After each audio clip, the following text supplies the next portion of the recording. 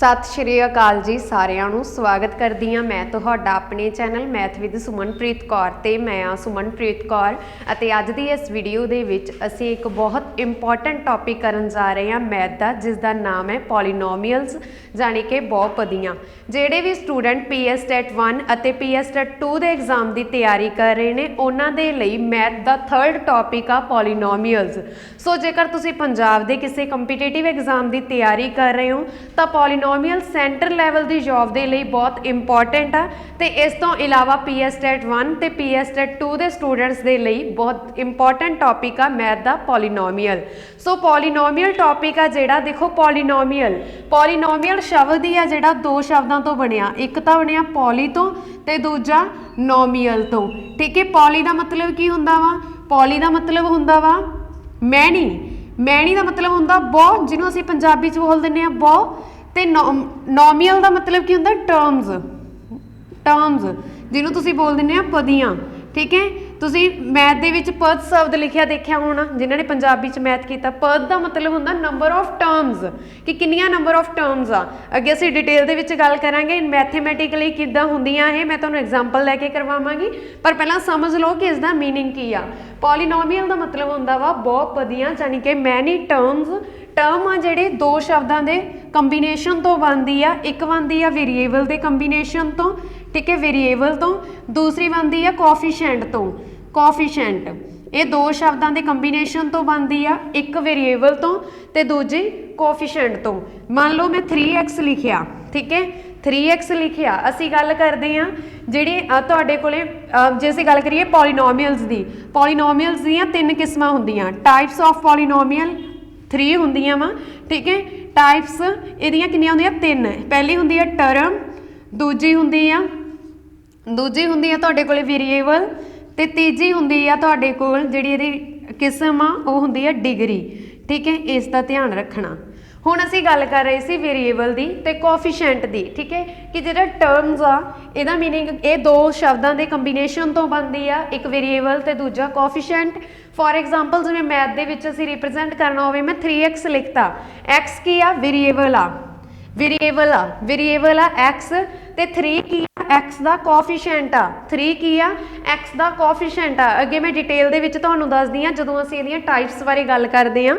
जिवें तुहानूं लिखिया दिख रहा इत्थे टर्म्स इहनूं मैं लिख सकदी हां 3x स्क्वायर प्लस 2 तां कितनियां नंबर ऑफ टर्म्स आ 2। इहदे च कितनियां नंबर ऑफ टर्म्स आ 2।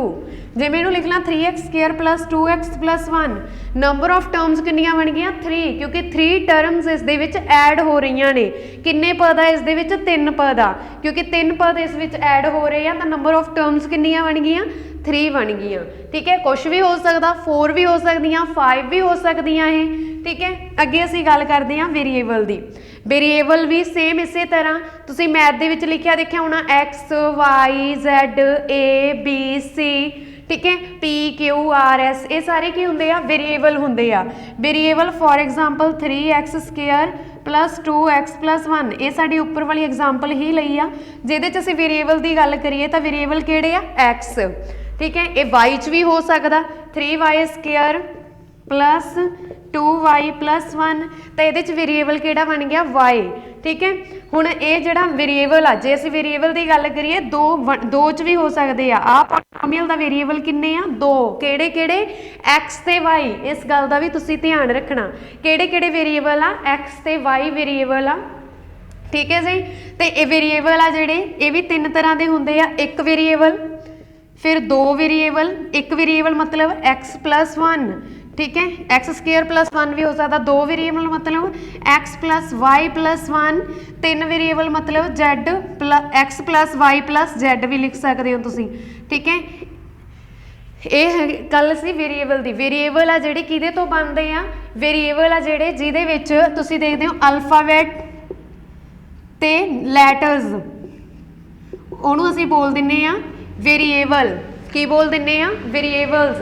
वेरीएबल दे विच जिहदे विच अल्फाबैट होणगे जां फिर लैटर्स होणगे उहनूं असीं बोल दिंदे आ वेरीएबल आ। ठीक है, वेरीएबल हमेशा ही चेंज होंदे रहिंदे आ। फॉर एग्जाम्पल मैं तुहानूं इत्थे ही बोलदा कि x1 आ, तो दैट मीनस 1 दा स्क्वायर प्लस 1 तो ये बन गया 1 + 1 = 2। वेरीएबल हमेशा चेंज होंगे रहते हैं। इत्थे तुहानूं कह दिता जाए x2 आ तो तुसीं x दे विच 2 पुट करोगे, 2 दा स्केयर + 1, 4 + 1 = 5। इस करके कहने हैं वेरीएबल हमेशा चेंज होंगे रहते हैं, कॉन्सटेंट फिक्स रहते हैं। इत्थे 1 तो चेंज नहीं हो रहा ना, 1 तो उदा ही है ऐड हो रहा ये, ठीक है। तो ये कॉन्सटेंट आ, कॉन्सटेंट किहड़ा 1, 1 नूं असीं बोलते हैं कॉन्सटेंट। जरूरी नहीं 1 होवे, कुछ भी हो सकता। इत्थे 1 कॉन्सटेंट आ, इत्थे भी 1 कॉन्सटेंट आ, ठीक है। इत्थे मैं लिखदा 5x² + 3, इत्थे 3 कॉन्सटेंट आ, जिहदे नाल वेरीएबल नहीं लग्या होया जां अल्फाबेट दा यूज़ नहीं होया, उहनूं असीं बोल दिंदे आ कि ये कॉन्सटेंट आ, ठीक है। अगे असीं गल करदे आ डिग्री दी। मेनली जो तुहाडे टॉपिक दे विच आ 9th क्लास दे 9th 10th दा टॉपिक आ ये पॉलीनोमियल्स, ठीक है। जेकर इसकी गल करिए असी पॉलीनोमियल्स टॉपिक की गल करिए तो मैं जिवें तुहानूं दस्सिया कि डिग्री की गल कर रहे हैं असीं 3rd टाइप की। नंबर ऑफ टर्म्स की गल हो चुकी है। टर्म का मतलब की है नंबर ऑफ टर्म्स, कितनियां नंबर ऑफ टर्म्स ऐड हो रही हैं, कितनियां हो रही हैं 2 हो रही। वेरीएबल की आ इत्थे x आ, ठीक है। डिग्री की गल करिए, डिग्री कितनी आ 1, क्योंकि x की पावर कुछ नहीं मैंशन तो दैट मीनस वो 1 होगी, ठीक है। पहला असीं गल करते हैं डिग्री की। तुसीं सुनिया होना एक पदी समीकरण, ਉਹਦਾ मतलब की होंदा कि x की पावर 1 दिती आ, y भी हो सकता y की पावर 1 दिती आ, ठीक है। ये हुंदी है एक पदी जिहदे विच वेरीएबल एक यूज़ हुंदा वा, जां फिर सॉरी पावर एक हुंदी आ, जिहदी पावर एक हुंदी है ना उहनूं असीं बोल दिंदे आ लीनियर इक्वेशन। इंग्लिश च असीं उहनूं बोलदे आ लीनियर इक्वेशन। इहदी पावर एक आ, इस करके असीं इहनूं बोलांगे लीनियर इक्वेशन, ठीक है। अगे फिर तुसीं सुनिया होना 2 पदी जिन्हों तुसी क्वाड्रेटिक इक्वेशन बोलते हो। क्वाड्रेटिक इक्वेशन की होनी होंदी है x² + 3x + 1, ठीक है, जां x² + 2x + 1, ठीक है, जां कुछ भी हो सकता x² + 5। इनू भी तुसी की बोलोगे क्वाड्रेटिक इक्वेशन, जिहदे विच हाईएस्ट डिग्री ऑफ इक्वेशन 2 होगी, उहनूं असीं बोलते हैं क्वाड्रेटिक इक्वेशन। की हुंदी है क्वाड्रेटिक इक्वेशन? क्वाड्रेटिक इक्वेशन, ठीक है। क्वाड्रेटिक इक्वेशन दे विच पॉलीनोमियल की डिग्री 2 होनी चाहिए, हाईएस्ट डिग्री, ठीक है। ये हाईएस्ट डिग्री 1 आ तो लीनियर इक्वेशन बन गई, ये हाईएस्ट डिग्री 2 आ तो क्वाड्रेटिक इक्वेशन बन गई। फिर तुसीं देखिया होना 3 पदी दे विच की आ पावर 3 हुंदी आ। फॉर एग्जाम्पल 5x की पावर 3 + 4x² + x + 2, ठीक है। इस तरह की कोई इक्वेशन दी है, ये इस पॉलीनोमियल की हाईएस्ट डिग्री कितनी है 3। इनू असीं बोल दिंदे आ 3 पदी, जानी कि इनू असीं बोल दिंदे आ क्यूबिक इक्वेशन। की बोलते हैं? क्यूबिक इक्वेशन, ठीक है। फिर एक तुसीं देखिया होना वा x की पावर 0 + 1, x की पावर 0। मैं तुहानूं अगे भी बहुत बार दस्सिया कि किसी भी नंबर की पावर 0 होवे तो आंसर 1 हुंदा, ठीक है। तो x की पावर 0 नूं मैं लिख दिंदी आ 1 + 1, ठीक है। पर जिहड़ी ये पॉलीनोमियल बन रही है इहनूं असीं की बोलते हैं? ये पॉलीनोमियल नूं असीं बोलते हैं कॉन्सटेंट, क्योंकि इहने सानूं जो आंसर साडा दिता वा जां फिर इहदा मतलब हुंदा 1, ठीक है, x की पावर 0 का, तो उहनूं असीं 1 लिखते हैं। 1 की आ कॉन्सटेंट, तो इहनूं असीं बोलते हैं कॉन्सटेंट इक्वेशन। कॉन्सटेंट इक्वेशन बोल दिंदे आ। अगे असीं गल करते हैं जीरो ऑफ पॉलीनोमियल की, पर इस तो पहला असीं एक गल करते हैं वैल्यू ऑफ अ पॉलीनोमियल, ठीक है। क्योंकि तुहानूं आ सकता वा कंपीटेटिव एग्जाम के पॉइंट ऑफ व्यू तो कि x तुहानूं 2 दिता, किसी भी फील्ड दे विच कोई एग्जाम दे रहे हो, तुसीं पटवारी का दे रहे हो, उहदे विच भी आ सकती है ये टर्म्स जिहड़ी मैं तुहानूं दस रही हाँ हुण कि x नूं 2 पुट करो, मान के चलो तुहानूं ओह कंपीटेटिव एग्जाम दे विच px लिख देण 5x² + 3x + 1, तो वह बोल देन कि x नूं 2 पुट करके px पता करो कि की आ, जां वैल्यू ऑफ पॉलीनोमियल दसो की आ, ठीक है। पॉलीनोमियल का यूज़ तो बहुत घट करते हैं, इस तरह की क्वेश्चन दे के तुहानूं लिख दिंदे आ कि x = 2, तो अगे वैल्यू दसो की होगी पॉलीनोमियल की। हुण मैं x नूं इत्थे मैनूं 2 दिता वा ना, तो मैं जिथे मैनूं x दिता वा मैं उत्थे 2 लिख लैनी आ, बस होर कुछ भी नहीं करना। जिथे x आ उत्थे 2 लिख दो। उस तो बाद असीं इहनूं सॉल्व करिए तो इत्थे 5 आ, ब्रैकेट दे विच 2 का स्केयर कितना हुंदा 4 + 10 दूनी 6 + 1, 5 चौका 20 + 6 ते +1, ਇੱਥੇ ਬਣ ਗਿਆ 27। ਤਾਂ ਪੋਲੀਨੋਮੀਅਲਸ ਜਿਹੜੀਆਂ ਤੁਹਾਡੇ ਕੋਲੇ ਕਿੰਨੀ ਬਣ ਗਈ, ਇੱਥੇ 27 ਆਇਆ ਤੁਹਾਡੀ ਪੋਲੀਨੋਮੀਅਲ ਨੂੰ ਹੱਲ ਕਰਨ ਤੋਂ ਬਾਅਦ। ਜ਼ਰੂਰੀ ਨਹੀਂ ਇੱਥੇ ਤੁਹਾਨੂੰ ਕੁਆਡਰੇਟਿਕ ਇਕੁਏਸ਼ਨ ਹੀ ਦਿੱਤੀ ਹੋਵੇ, ਇਕੁਏਸ਼ਨ ਟਫ ਵੀ ਹੋ ਸਕਦੀ ਆ। ਤੁਹਾਨੂੰ ਦੇ ਦੇਣ ਉਹ px is equals to 8x cube plus 5x square plus 3x plus 1, ਠੀਕ ਹੈ। ਤਾਂ ਇਹਦੇ ਵਿੱਚ x ਤੁਹਾਨੂੰ ਕੁਝ ਵੀ ਹੋ ਸਕਦਾ ਵਾ, 2 ਵੀ ਹੋ ਸਕਦਾ, 3 ਵੀ ਹੋ ਸਕਦਾ, 5 ਵੀ ਹੋ ਸਕਦਾ, ਠੀਕ ਹੈ, 5 ਵੀ ਹੋ ਸਕਦਾ। ਆਪਾਂ ਇੱਥੇ 2 ਲੈਂਦੇ ਆ, 8 ਦੀ ਪਾਵਰ, ਹੁਣ ਮੇਰੇ ਕੋਲੇ x 2 ਆ, ਜਿੱਥੇ ਜਿੱਥੇ ਮੇਰੇ ਕੋਲੇ 2 ਆ ਉੱਥੇ ਉੱਥੇ ਮੈਂ x ਨੂੰ ਫਿਲ ਕਰ ਦਿੰਨੀ ਆ।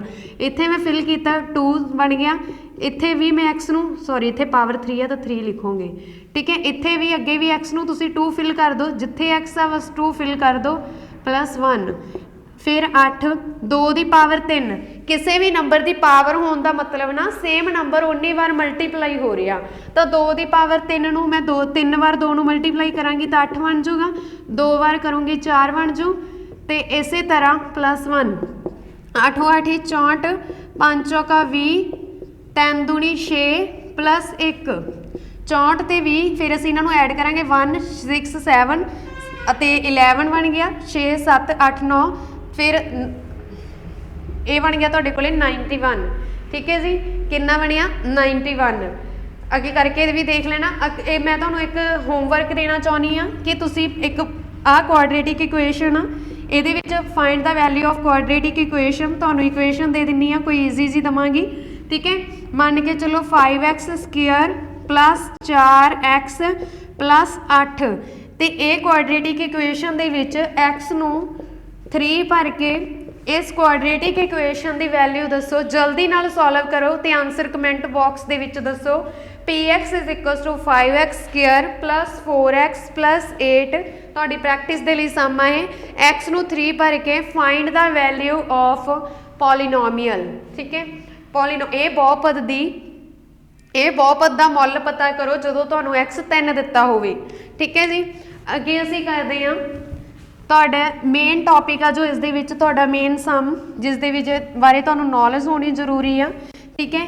ਉਸ ਦੇ ਵਿੱਚ ਕੀ ਆ, ਮੈਂ ਗੱਲ ਕਰ ਰਹੀ ਹਾਂ zero polynomial the. Zero of ਪੋਲੀਨੋਮੀਅਲਸ ਕੀ ਹੁੰਦੇ ਆ ਜੀ, ਅੱਗੇ ਅਸੀਂ ਕਰਦੇ ਹਾਂ zero of ਪੋਲੀਨੋਮੀਅਲਸ the. Zero of ਪੋਲੀਨੋਮੀਅਲਸ ਕੀ ਹੁੰਦੇ ਆ ਜਾਂ ਇਹਦਾ ਕੀ ਮਤਲਬ ਆ, ਠੀਕ ਹੈ। ਜ਼ੀਰੋ ਆ ਤਾਂ ਇਹਦਾ ਮਤਲਬ ਇਹ ਨਹੀਂ ਕਿ ਹਰੇਕ ਪੋਲੀਨੋਮੀਅਲ ਜ਼ੀਰੋ ਹੋਊਗੀ।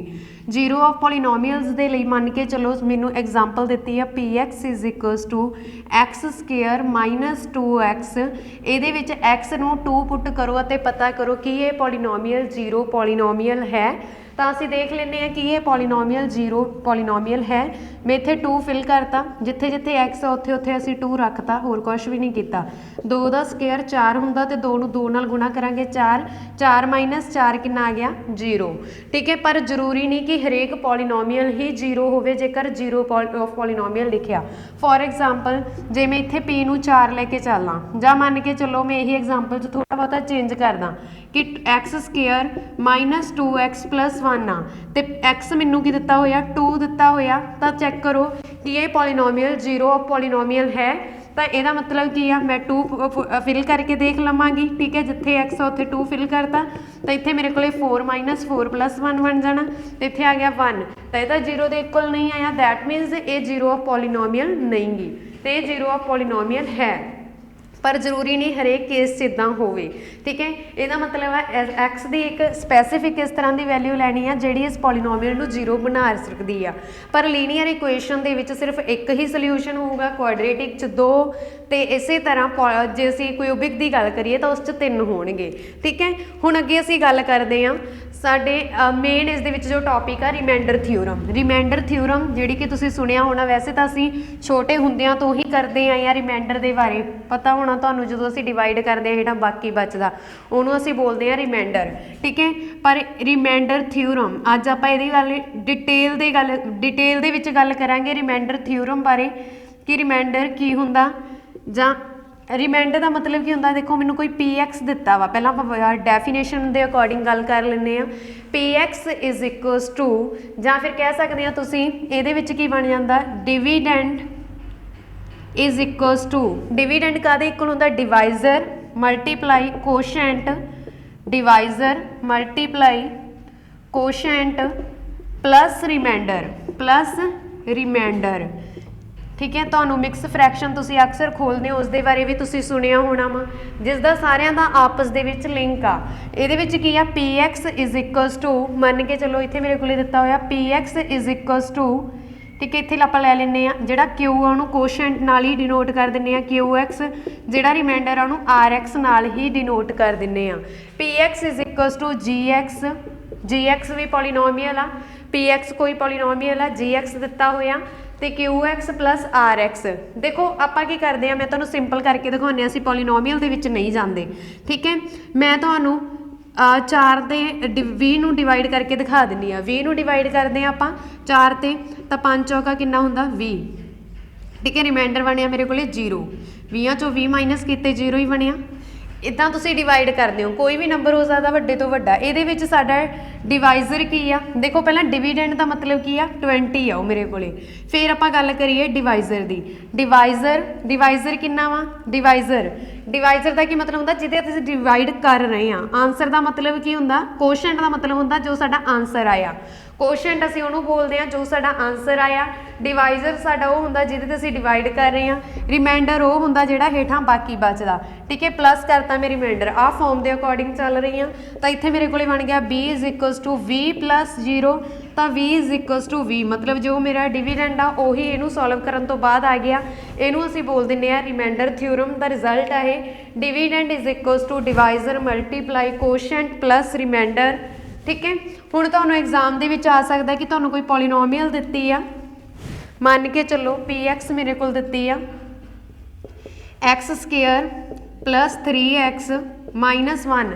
ਠੀਕ ਹੈ, ਇਹ ਮੇਰੇ ਕੋਲ ਕੋਈ px ਦਿੱਤੀ ਹੋਈ ਆ, ਤੇ ਉਹਦੇ ਨਾਲ ਹੀ ਕਹਿ ਦਿੱਤਾ ਕਿ gx ਵੀ ਦਿੱਤੀ ਆ x ਮਾਈਨਸ 1।